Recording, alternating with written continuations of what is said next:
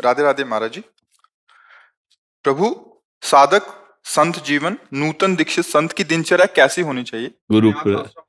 गुरु प्रदत्त, उसमें प्रधानता गुरु प्रदत्त की होती। जैसे हम दिनचर्या बनाएंगे तो हमारी पद्धति है, गुरु दिनचर्या बनाएंगे तो गुरु पद्धति से बनेगा ना।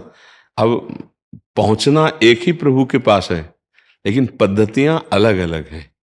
तो दिनचर्या, साधारण दिनचर्या, सार्वभौम दिनचर्या, उत्तम साधक 2 बजे रात्रि को उठ जाता है। जो मध्यम है वो 3 और 4 के बीच में, फिर तो बात ही अलग अलग हो गई। 2 बजे रात्रि के शयन त्याग, 9 या 10 के बीच में शयन करना। 10 बजे शयन कर तो 11, 12, 1, 2, बस 24 घंटे में 4 घंटे नींद लेना। सन्यास, बैरागी।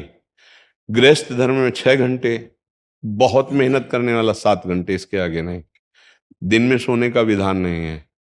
रात्रि भर पूरे जगे भजन में, फिर दिन में सोने का विधान है, वो भी रात्रि के आधे समय विश्राम कर ले। ब्रह्मचर्य वैराग्य में पूर्ण रूप से अत्यंत आवश्यक है। किसी भी तरह से ब्रह्मचर्य छेड़ ना करे। ये सार्वजनिक है, उपासना की अभी नहीं बता रहे, ये सार्वजनिक सिद्धांत है।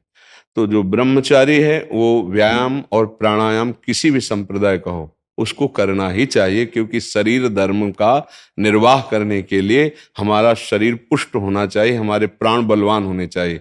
स्थूल प्राण निर्बल होते हैं, सूक्ष्म प्राण बलवान होते हैं। प्राण, मन, ब्रह्मचर्य तीनों का एक ही संयोग है। प्राण सूक्ष्म, मन संयमी, तो जनेन्द्रिय जनित वो नैष्ठिक ब्रह्मचर्य का निर्वाह कर ले जाएगा। मन चंचल, प्राण स्थूल, तो जनेन्द्रिय का शासन वो नहीं कर सकता है। इसलिए प्राणायाम अत्यंत आवश्यक है, प्राण संशोधन क्रिया, और शरीर के लिए कम से कम 30 मिनट व्यायाम अत्यंत आवश्यक है। जो भी व्यायाम आसन है, जो प्राण संशोधन की क्रियाएं, पद्मासन सिद्धासन में बैठकर, फिर जैसे दंड है, बैठक है, दौड़ भाग, थोड़ा सा शरीर को, तभी वीर्य को ऊर्ध्वगामी बनाने में सहयोग प्राप्त होता है। तो मानो 3 बजे उठा, लंगोटी लगाई, स्नान आदि करके, फिर थोड़ा 30 मिनट शारीरिक व्यायाम और 20 मिनट कम से कम प्राणों का याम, इतना। और फिर जो गुरुदेव ने मंत्र दिया हो उसका तदाकार भाव से ध्यान, वो तभी अच्छा लगेगा। जब आप प्राणायाम व्यायाम दोनों करेंगे ना, तो शरीर एक विश्राम मांगेगा। उस समय आसन पर बैठ करके, जवान साधक को, ब्रह्मचारी को आसन में बैठना चाहिए। आसन का तात्पर्य सिद्धासन, पद्मासन, सुखासन, अर्ध पद्मासन, जैसा भी उसका अभ्यास हो। आसन तभी पवित्र रूप से निर्वाह कर सकता है जब 48 मिनट 2 घड़ी बिना हिले बैठे। ऐसे रख दिया तो अब 48 मिनट कुछ भी स्थिति हो, शांत एकदम। मैं कोई शरीर नहीं हूं कि त्वगेंद्री में मच्छर काट रहा तो उसको हम हटाएं, उस समय नहीं। 48 मिनट एकदम कोई भी हलचल हो रही, 48, ये सन्यास विरक्त साधक के लिए। फिर इसको बढ़ाए 3 घंटा बढ़ा सकते। 3 घंटा जो बिना हिले डुले, किसी भी तरह का कोई हलचल ना किए हुए बैठ जाता है, वो आसन सिद्ध होने लगता है।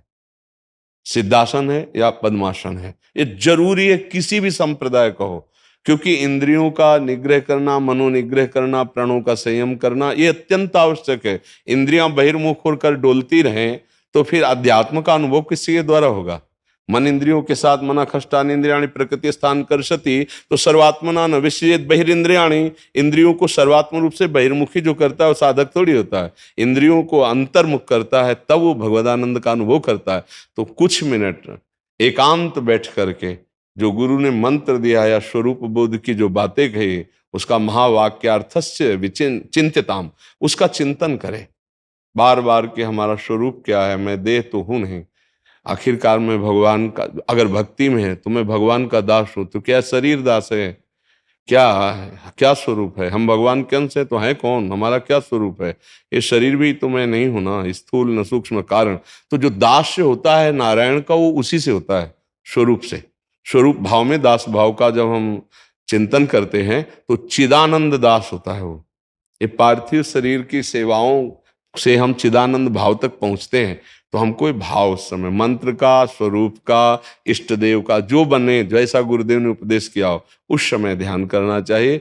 और फिर जो अपनी दिनचर्या क्योंकि व्यवहार की भी दिनचर्या अत्यंत आवश्यक है। जैसे प्रगट में गुरुदेव स्थापित ठाकुर जी हों, उनको पाठ सुनाना, उनकी सेवा करना, या गुरुदेव के आदेशानुसार जो भी लोक धर्म का निर्वाह करने के लिए उन्होंने आदेश दिया, वो भी दिनचर्या होनी चाहिए।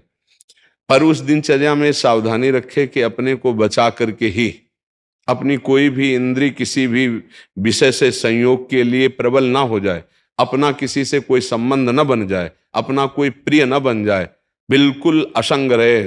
संगम त्यजेत मिथुन वृत्तिनाम मुमुक्षु, जो मुक्त होना चाहता है व्यवहार करते हुए असंग रहे। लाखों रूपों को देख लिया जाए लेकिन एक भी रूप का हमारे हृदय में कहीं भी अधिकार न बनने पावे। लाखों लोगों से मिल लिया गया लेकिन एक भी कोई हमारा नहीं है। ये असंगता उपासक के जीवन में अत्यंत अनिवार्य है। रात्रि में शयन करते समय अपने को मृत तुल्य समझने की चेष्टा करें कि अब मानो मैं मृत्यु की शैया में जा रहा हूं, अब मुझे क्या करना है। अगर मृत्यु होती तो भगवदाकार वृत्ति, पूर्ण भगवदाकार वृत्ति। हम नींद के लिए नहीं पड़े, हम भगवदाकार वृत्ति करके चिंतन करते, अब नींद लग गई, भूल गए, जब जगे तो वही भगवदाकार वृत्ति होगी। तो नींद भी उसका भजन, निद्रा समाधि स्थिति, वो नींद भी उसका भजन माना जाता है। तो 9-10 के बीच में सोना भगवत चिंतन करते हुए, और 2 से 3 के बीच में जग जाना। 2 बजे जग जाए, 2:30 बजे जग जाए, 3 बजे, ये आखिरी बात है। और आहार बड़ा सात्विक होना चाहिए और आधा पेट होना चाहिए।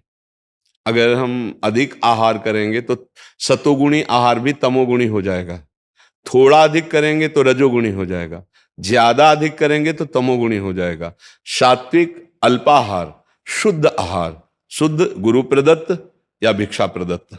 गुरु प्रदत्त हम उनके अधीन रहते हैं, वो जो हमें जो प्रसाद देंगे उच्छिष्ट वही हम पाएंगे। जैसे यहाँ सब साधक पाते हैं, जो आकाश वृत्ति से आ गया उसी से खरीद करके और उससे सब भरण पोषण होता है। तो वो गुरु प्रदत्त है, किसी का कोई याचना का कहीं कोई सिस्टम ही नहीं है। दान पेटी, किसी तरह का पर्चा भरना, इस बात के लिए अर्थ की कोई व्यवस्था नहीं। तो ऐसे करना हमने कभी नहीं सिखाया। ऐसे कीजिए और प्रणाम कीजिए, और जब कोई देने की बात करे तो उसे पहले मना कीजिए। क्यों देना चाहते हो, कहीं और दे दो। क्योंकि जो हमारे उदर में अन्न जाना है तो जबरदस्ती छोड़ के जाएगा वो। नहीं नहीं नहीं वो जाए, क्योंकि हमारे उदर में उसका अन्न जाना है, तो हम क्यों दैन्यता दिखाएं। आप तो किसी और को दे दीजिए। हमारे प्रारब्ध में अगर निश्चय किया गया ना, तो आप जबरदस्ती छोड़ के चले जाएंगे, भाग जाएंगे, छोड़ के भाग जाएंगे। तो वो हमें आका हमारी भिक्षा की वृत्तियां हैं। एक होता मधुकरी वृत्ति, मांग कर खाना। एक होता है आकाश वृत्ति, बैठे हैं जो प्रभु दे देंगे, ये आकाश वृत्ति से है। हमारा सत्संग, हमारा एकांतिक पैसे के लिए नहीं होता है, हमारा केवल भगवत प्राप्ति के लिए होता है। अब आप गृहस्थ हैं, हमसे शिक्षा ले रहे हैं, आपके मन में आया 100 रुपया निकाल के रख दिया, जो जोड़ करके हुआ, बिजली का बिल, आटा दाल लो और खाओ और भजन करो। ये आकाश वृत्ति, मांगना नहीं, इच्छा भी नहीं करनी। कभी ऐसा, हम तो कहते कभी ऐसा भी हो कि अपने लोग तुलसी दल जो चरणों में अर्पित किया, चरणामृत कभी वो पान करके कीर्तन करें, दिन भर भोजन की व्यवस्था ना हो, तो वो हम सौभाग्य मानेंगे कि आज बड़ी कृपा हुई, हम लोगों की परीक्षा हुई। पर आज तक कभी ऐसा नहीं हुआ इन लोगों को। अपने लोगों के जीवन में तो बहुत ऐसा कृपा रही है, इन लोगों को नहीं हुआ। तो एक तो गुरु प्रदत्त, और या फिर स्वयं भिक्षान्न ग्रहण करना बहुत पवित्र माना जाता है। भिक्षान्नम औषधम, जो 4 घरों में मांग करके एक एक रोटी फिर वो पाता है, तो विरक्त के लिए वो बहुत मंगलमय होता है। और दैन्यता आती है, उससे अभिमान का नाश होता है और उसके तप की वृद्धि होती है। भिक्षान्न, पर भिक्षान्न सम्मान सहित नहीं। जिन घरों में परिचय हो गया उन घरों में भिक्षा नहीं मांगनी चाहिए। अपरिचित घरों में अपमान पूर्वक जो मिले, अवहेलना जनित, वो भिक्षा भगवत प्राप्ति कराती है। जैसे आओ बाबा, आओ बाबा, कुर्सी डाल दिया, बैठो, नहीं, उस गली में नहीं जाना चाहिए। सम्मानम कल्याति घोर गर्लम, नीचापमानम सुधा, उल्टा है। यहाँ जहां सम्मान होगा प्राय लोग वहीं जाना चाहेंगे कि बहुत अच्छे लोग हैं। जब घर जाते हैं तो बैठालते हो, 4 घी की चुपड़ी देते हैं, गए तुम उपासना के मार्ग से फिसल जाओगे। और ऐसे राधे श्याम दरवाजे के बाहर खड़े होकर बोला, एक रोटी ऐसे मिली, चल दिया, कोई परिचय नहीं, देने वाले को देखा भी नहीं, राधे श्याम। वो अन्न जो है भजन की वृद्धि कराता है।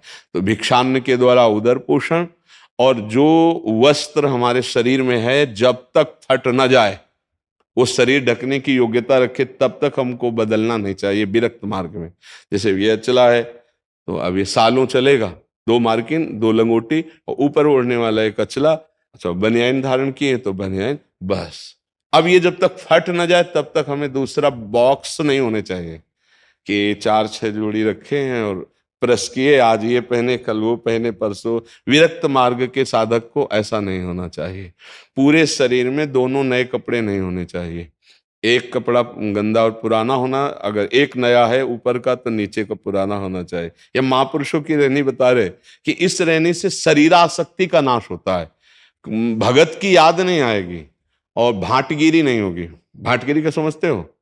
जब हम किसी गृहस्थ से ज्यादा प्रियता बढ़ा लेते हैं और वो ज्यादा प्रतिग्रह देता है तो हम उसकी बड़ाई शुरू कर देते हैं।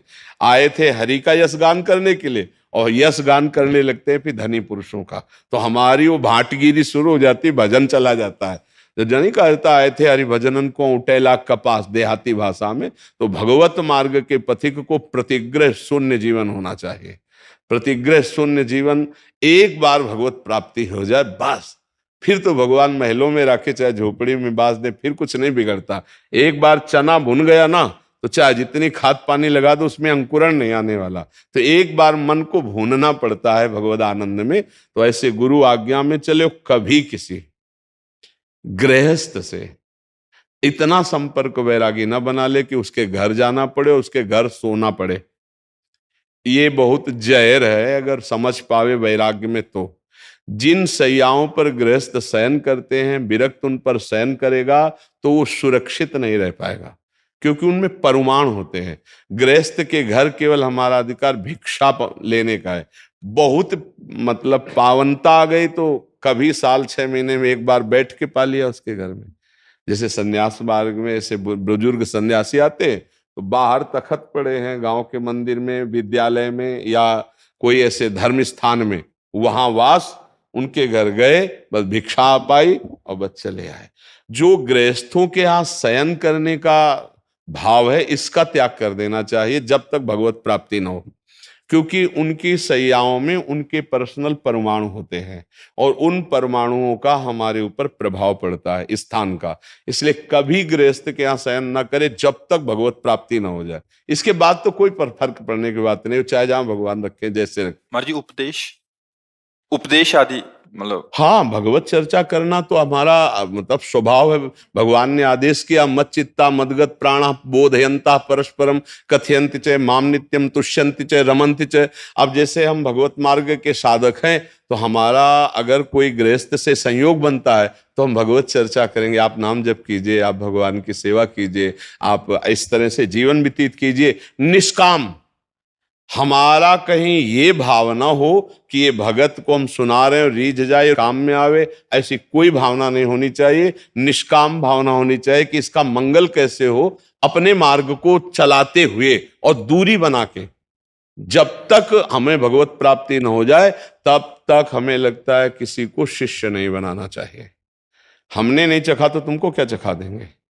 भगवत चर्चा करना अलग बात है, लेकिन मंत्र और शिष्य तो का भाव ये गुरु आदेश जब करता है, उसका शिष्य जब परिपक्व हो जाता है कि अब आप लगो जगत मंगल करो, जाओ हमारा आदेश है, अब वो बात अलग। गुरु आदेश हो जाए तो फिर कोई बात नहीं। तिनका भी हवा के प्रभाव से मंदिर की चोटी में बैठ सकता है, यद्यपि हम तिनके हैं, लेकिन गुरु प्रताप है तो वो फंसने नहीं देगा, पार कर देगा।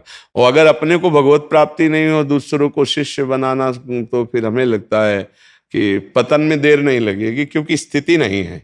शिष्य बनाने का अधिकार भगवत प्राप्त महापुरुष को है, जो स्वयं चख लिया है तो फिर दूसरों को स्वाद। एक दीपक जल गया तो करोड़ दीपक को जला दिया, तो पहले दीपक की क्या हानि हुई?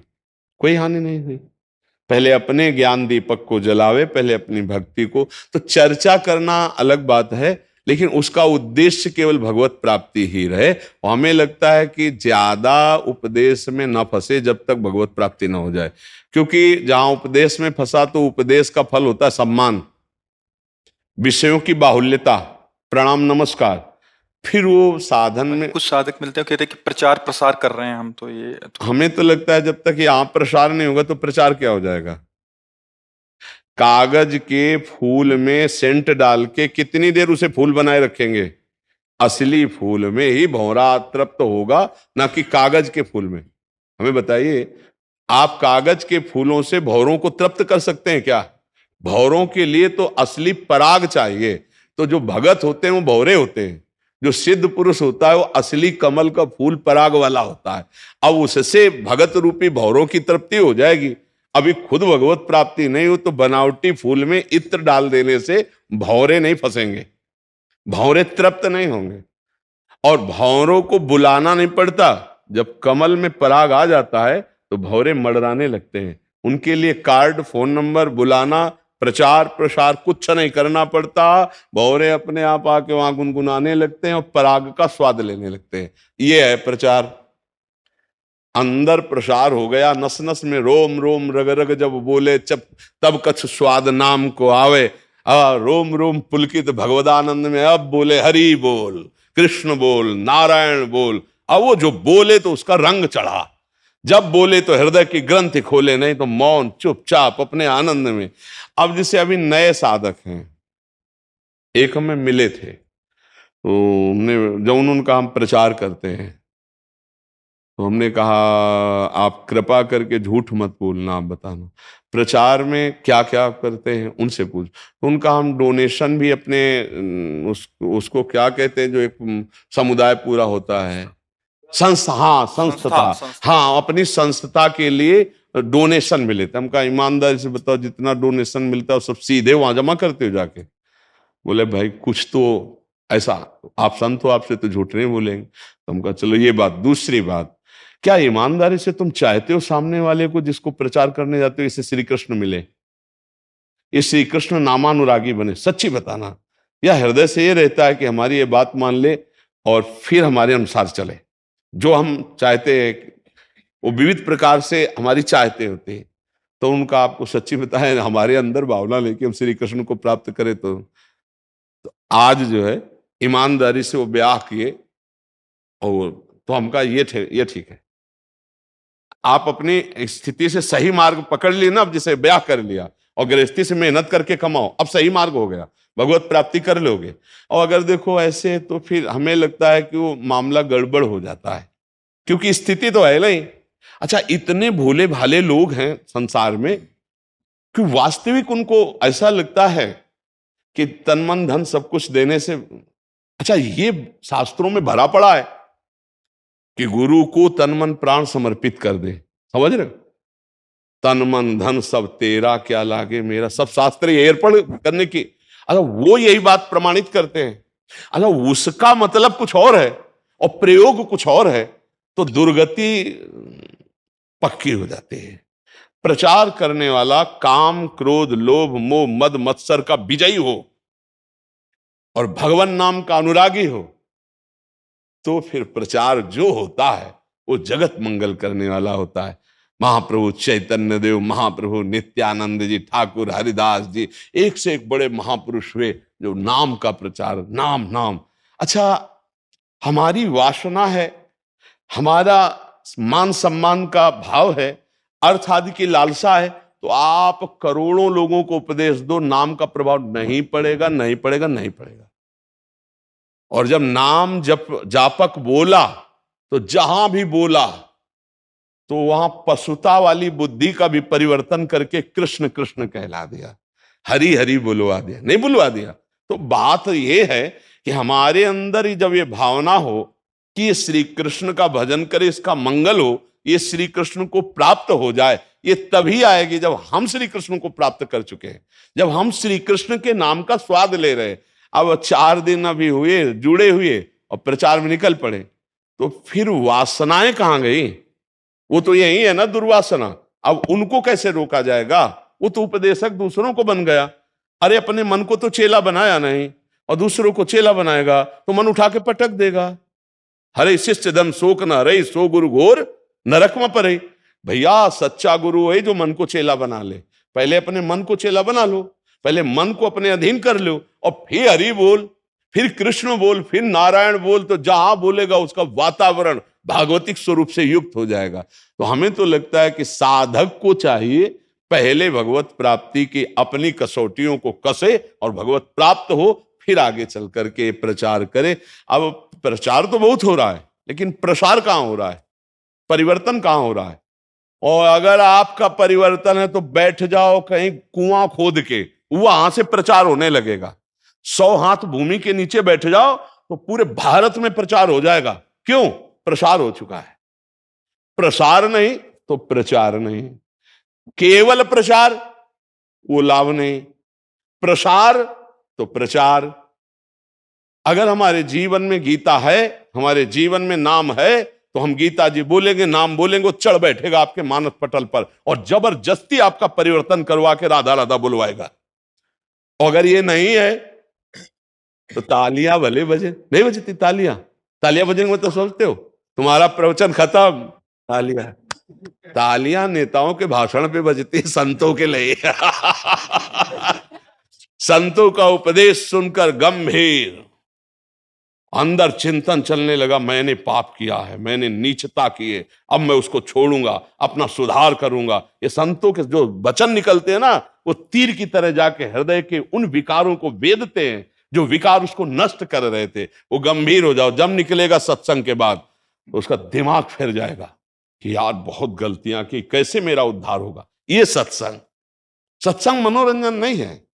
तो हमें लगता है हर साधक को पहले अपने हृदय मंदिर के पर्दे खोल लेने चाहिए, हृदय के काम क्रोध लोभ मोह मद मत्सर पर विजय प्राप्त कर लेनी चाहिए, फिर प्रचार करना चाहिए। नहीं तो इतनी फिसलन है कि वो फिसल के बहुत दूर गिरेगा, जाके बहुत दूर गिरेगा। अपने भ्रमण किए ना तो सब गुरुकुल, उसके प्रधान जब सामने तो बहुत संस्कृत, तो एक दृष्टि होती भागवतिक दृष्टि, अपनी भागवतिक दृष्टि से देख, तुमका जितना आप ज्ञान बोल रहे हो आपके जीवन में है यथावत? ब्रह्मचर्य तो आप नहीं हो। अब हमका 100 में 100% एक भी लक्षण ब्रह्मचारी के आपके नहीं है, और आप त्याग वैराग्य का, अब विद्युत आ गई एक कोने में, बोले कैसे रहूं, आप बता दीजिए। उनका गलती कहां कर रहे हो आप बता दो। तो उन्होंने बताया गलतियां का कभी सुधार नहीं हो सकता, क्योंकि अब आप गुरुजी बन चुके हो। सुधार तो तब होता जब आप काछ वाच मन निश्चल राखे, धन धन जननी तेरी रे। लंगोटी का पक्का, जबान का पक्का, मन का पक्का, उसे कहते साधु। नरसिंह मेहता जी कह रहे काछ वाच मन निश्चल राखे, धन धन जननी तेरी रे, भर नरसैया दर्शन पावा। ऐसे महापुरुष के दर्शन पाने से भला हो गया हमारा। वैष्णव जन तेई कहिए ये पीर पर आई जा, काछ वाच मन निश्चल राखे, धन धन जननी तेरी रे। विद्वता का मतलब किसी को डाउन करना नहीं, विद्वता का मतलब काम क्रोध से लड़ना है। हमने जो ज्ञान प्राप्त किया है इनको परास्त करके ब्रह्मानुभूति करेंगे, भगवत अनुभूति करेंगे। इसलिए हमें लगता है गुरुजी बनने में बहुत घाटा है जब तक मन को चेला न बना ले, मन को अधीन न कर ले, तब तक इस खेल में ना उतरे, नहीं तो परास्त हो जाएगा, पक्का परास्त हो जाएगा। फिर स्वांग चलता है, असलियत नहीं रहती, हम हूं या आप हूं। इतना फिसलन है कि जब तक स्त्री दिखाई देती, पुरुष दिखाई देता है, जड़ दिखाई देता है, चैतन्य दिखाई देता है, तब तक धोखा है। और जब मत्तः परतरम नान्यत् किंचिदस्ति धनंजय, एक दृष्टि में वासुदेवा सर्वम, अब ये स्थिति है, अब कोई नहीं बिगाड़ सकता। एक मस्त राम जी संत थे, गंगा किनारे भ्रमण में मिले थे। वो ऐसे थे कि कुछ भी आप करवा लो, मस्त राम जूता साफ कर दो, बड़े सुंदर स्वस्थ शरीर, बालवत, वो जूता साफ करे। नारायण नारायण नारायण, सन्यासी थे। घर में उनसे मसाला पिसवा लिया जाता, कपड़े धुलवा लिए जाते, जैसे जड़ भरत जी से सेवा कराई जाती थी। कोई जान नहीं पा रहा था, इतनी ऊंची स्थिति के महात्मा। जब उनकी बातें सुनी, उनका ये व्यवहार देखा और उनका जब स्थिति चेहरा देखा, तो नेत्र बता रहे थे ब्रह्मबोध संपन्न है, पर व्यवहार में उनको कोई जान ही नहीं पा रहा था। उनको एक साधारण कम दिमाग का आदमी समझ करके संत वेश में उनसे बाहरी सेवाएं करवाई जा रही थी। वो बिल्कुल वैसी बालवत, जैसा शास्त्र में आदेश वैसा। तो एक बहुत प्रवीण परिवार में गए, कोई भी ले जाते, वहां एक बहुत पढ़े लिखी, उसने विचार किया कि अगर ऐसे तेजस्वी महापुरुष से संतान हो तो बड़ी भागवत होगी। तो सब जो आदेश कर देते सब करते। तो ये जब एकांत क्षेत्र में उनसे कहा मस्त राम ऐसे, तो उनका मस्त राम की मस्ती की भी एक सीमा है, वो कभी अपनी सीमा के बाहर मस्ती नहीं रखता। और भाग पड़े वहां से, बच्चों की तरह भाग पड़े, घर से दौड़ से निकल के ऐसे भाग पड़े। तो सिद्धों की भी एक मर्यादा है, साधुकों की तो बात जाने दो, सिद्धों की भी एक मर्यादा है कि उनकी भी बालवत चेष्टाओं की एक मर्यादा है। जब मर्यादा से अति बोलने लगा रहुगण, तो कभी जब नहीं बोले थे जड़ भरत जी, कहीं नहीं बोले थे, कोई जान ही नहीं पा रहा था कि इतने उच्च कोटि के ब्रह्मलीन महात्मा है। फिर बोले जब पालकी में ही रहते हुए, जब उत्तर दिया कूद पड़ा पालकी से कि ऐसा ब्रह्म बुद्ध संपन्न महापुरुष चरणों में गया। तो जब अति हो जाता है तो महापुरुष भले कृपा करके, तो लेकिन धर्म विरुद्ध आचरण नहीं, साधक फिसल जाएगा, साधक फिसल जाए। इसलिए उपदेष्टा को चाहिए कि जब तक भगवत प्राप्ति ना हो जाए तब तक उपदेश वाला व्यवहार बहुत खतरनाक है। भगवत चर्चा हम परस्पर कर सकते हैं, 2 साधक मिलके, 10 साधक मिलके, लेकिन व्यवहार में ना उतरे, क्योंकि व्यवहार में उतरने के लिए सिद्ध पुरुष चाहिए। माया नगरी माया बाजार में अगर घूमे और तुम्हारे अंदर परिपक्व अवस्था नहीं है तो माया रमैया के दुल्हन लूटे बाजार। रमैया के दुल्हन है ना, माया लूटे बाजार, कोई बच नहीं सकता। वही बच सकता मामे वे प्रपद्यंते माया में ताम तरंते थे, दैवी है सा गुणमयी मम माया दुरत्तया मामे वे प्रपद्यंते माया में हरि शरणम हरि शरणम। सिद्ध महापुरुष होते हुए सनकादि हर समय हरि शरणम हरि शरणम हरि शरणम। इसलिए हमें लगता है कि साधक को चाहिए पहले भगवत प्राप्ति पहले करे, पहले काम विजयी बने, 3 को प्रचार करने की क्षमता आ जाती है। पहला गुरु आदेश गुरु सेवक को, उसकी फिर क्षमता नहीं देखी जाती, उसका कनेक्शन गुरु आज्ञा काम करती है वो। अगर दूसरा जो मदन और मोह 3 पर विजय प्राप्त किए हुए, मद अहंकार, मदन काम, मोह सांसारिक ममता राग, इसी में काम आ जाता है, मोह सकल व्याधिन कर मूला। जो मद मदन मोह विजयी है वो, और तीसरा जो अवतारी पुरुष है, जो भगवान का कारक पुरुष आया हुआ है, वो तो भगवान का निज पार्षद, उसे कहीं विश्व ब्रह्मांड में कोई परास्त ही नहीं कर सकता। वो ये 3 प्रचार प्रसार, एक गुरु कृपा पात्र, दूसरा साधन पथ से 3 विकारों पर विजय प्राप्त करने वाला, और तीसरा अवतारी पुरुष जो अवतार लेते हैं, कारक महापुरुष होते हैं, युग पुरुष होते हैं, वो अवतरित होते हैं भगवान की तरफ से आज्ञा से, वो आकर जगत मंगल करते हैं, प्रचार प्रसार करके चले जाते हैं। लेकिन अपने लोगों को बहुत सावधानी से पहले अपना बोध प्राप्त करना, पहले भगवत प्राप्ति करनी, फिर आगे का कार्य करना है। अब इस समय प्रायः यही रहता है कि आप सही हो जाओ, ऐसा कभी नहीं हो सकता। पहले हमें सही होना पड़ेगा, फिर आप सही होंगे। पर उपदेश कुशल बहु तेरे, बहुत उपदेश देने के लिए हम समर्थ हैं, लेकिन आचरण उतारने के लिए असमर्थ हैं, फिर बात नहीं बनेगी। उपदेश तभी लागू होता है, जो चीज हम में है वो जब हम उपदेश करेंगे तब लागू हो जाएगा। तो दूसरों को भगवत प्राप्ति कराने की सामर्थ्य भगवत प्राप्ति में ही होती है। दूसरे के हृदय का परिवर्तन करने की सामर्थ्य जिसका हृदय परिवर्तन हो गया वही कर सकता है। इसलिए हमें लगता है साधक को पहले अपना काम बनाना चाहिए, फिर जगत का मंगल करने की सामर्थ्य आ जाएगी। महाराज जी, इसमें मैं पूछना चाह रहा था, महाराज जी काफी सारे साधक ऐसे आते हैं, जैसे आपने बोला लिखना है, थोड़ा सा इसमें आप और स्पष्टीकरण करेंगे। जैसे एक बोर्ड है तो हम उस पे भी लिख सकते हैं या कहीं भी लिख सकते हैं, जैसे मतलब वो अंदर चित्रण करना पड़ता है महाराज जी। जैसे आपका तो अभ्यास है महाराज जी, हम नए साधक हैं तो उनमें जैसे कोई एक नया बोर्ड है, दीवार पे लिखना है या कहाँ लिखना है या पत्ते पे लिख रहे हैं, जहां उसका भाव बने, बाहर तो कुछ नहीं क्रिया करनी। अगर उसका मन आ रहा है कि सामने एक बहुत बढ़िया बोर्ड है, मैं उसमें राधा नाम लिखना है, हाँ आप ऐसा कर लो। हाँ, ये अपने लोग इसी पे करते हैं, हाँ इसी पे करते हैं। ये जो आज्ञा चक्र है ना, हम इसी पर लिखते हैं, और फिर इसके बाद जब अभ्यास दृढ़ हो जाता है तो यहाँ लिखा हुआ होता है हृदय में। हर समय देख रहे हैं कि हमारे हृदय, हमारी बात पकड़ पा रहे हो तो पकड़ लो, बहुत जोर की बात है, हजारों माला जप इसके बराबर नहीं हो सकता जो आपको बता रहे हैं। एक बार लिखा राधा और उसे देख रहे हैं, उसी को सुन रहे हैं, बाजी मार ले जाओगे, इस पे मन लगेगा नहीं।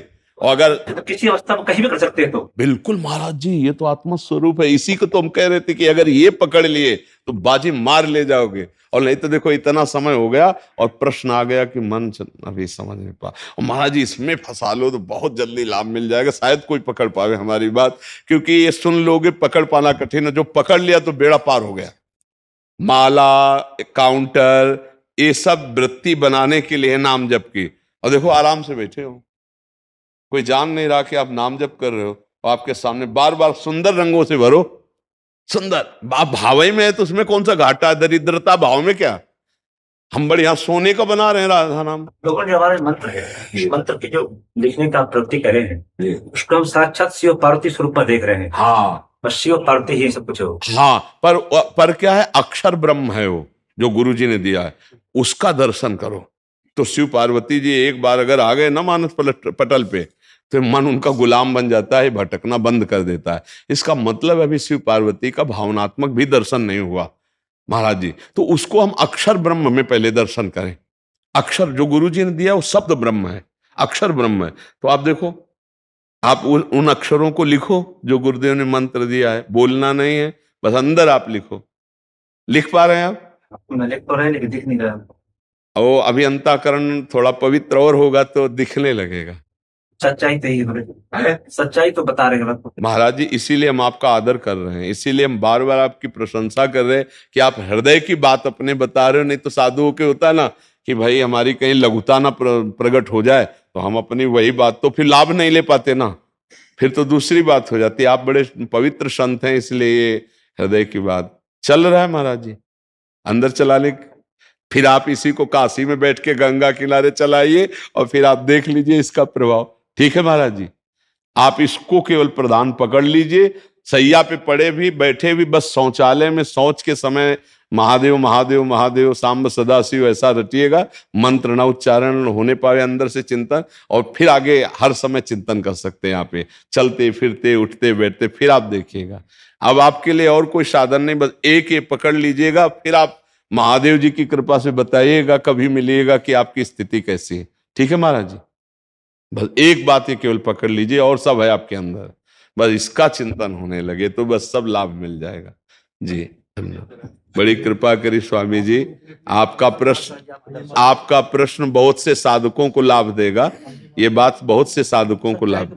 हाँ, वैसे आप महात्मा हैं, आप तो जगत मंगल के लिए प्रश्न कर रहे हैं।